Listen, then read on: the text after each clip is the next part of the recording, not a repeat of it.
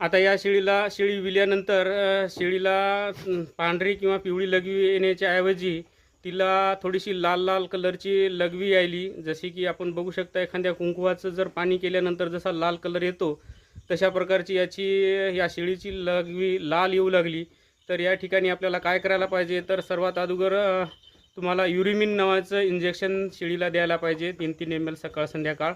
जर युरिमिन नाही भेटलं तर तुम्ही हे जे ॲडक्रोम 10 नावाचं इंजेक्शन दिसतंय ते तुम्ही देऊ शकता। या इंजेक्शननं रक्त कुठूनही जात असेल तर ते ताबडतोब थांबतं। अगदी 2 डोसमध्ये या शेळीचं रक्त थांबलेलं आहे या ॲडक्रोम इंजेक्शननं। सोबत तुम्ही हे बेरेनियल इंजेक्शन दिलं तर अजून चांगला फायदा होतो।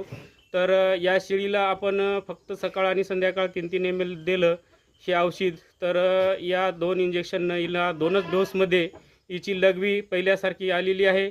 आता लाल कलर कोणताही तिच्या लघवीमध्ये येत नाही। तर मी फक्त माझ्या अनुभवानुसार माहिती सांगत आहे। उपचार तुम्ही तुमच्या डॉक्टरच्या सल्ल्यानुसारच करा। धन्यवाद।